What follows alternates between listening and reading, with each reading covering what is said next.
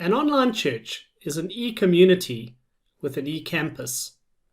The global pandemic has forced many churches to rush to take their services online, and that rush has produced a flood of blogs and vlogs reflecting on how to take your church online. I realize, ironically, that I'm part of that rush. Those attempts fall broadly into two categories. One group is all about how to live stream your service.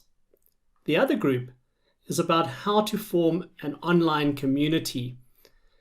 The more reflective attempts at how to take a church online all fall into that space of how to build an online community.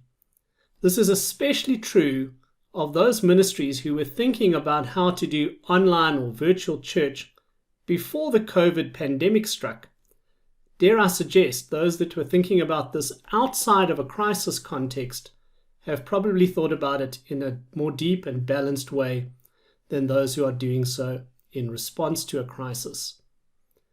Sly King is one example. He's been passionate about online ministry for a very long time, and he makes a useful point. He says this, he says, remember that church is community around content, not just content streamed online.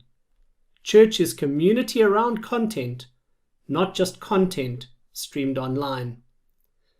I've managed to track down two ministries, online resource ministries, that have been thinking about how to build platforms to help people do church online. They are called, not very creatively, Church Online Platform, that's the one, and Faith Life, the ministry that owns Logos, that's the other. Both of these would premise their attempts on an understanding that church is about building community.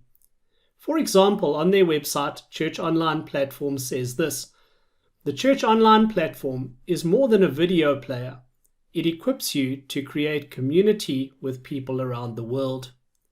And later on they say, since Church Online Platform is about creating community, and they go on to tell us a little bit about their platform.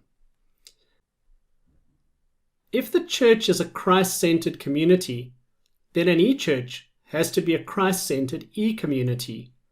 If a church requires a campus in order to build community, then an e-church requires an e-campus in order to build an e-community. In asking what online church might look like, I think a good place to begin is to interrogate our assumptions about what community entails.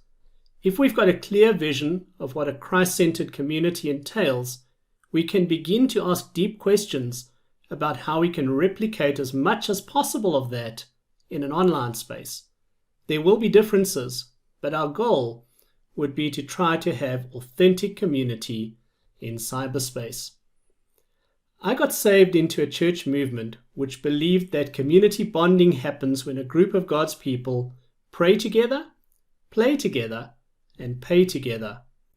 Our staff experience at SATS has taught us that we can replicate a surprising and even amazing amount of that when we only connect in a virtual space. We have learned on a daily basis to pray together, to play together, and to pay together as an e-community interacting on an e-campus.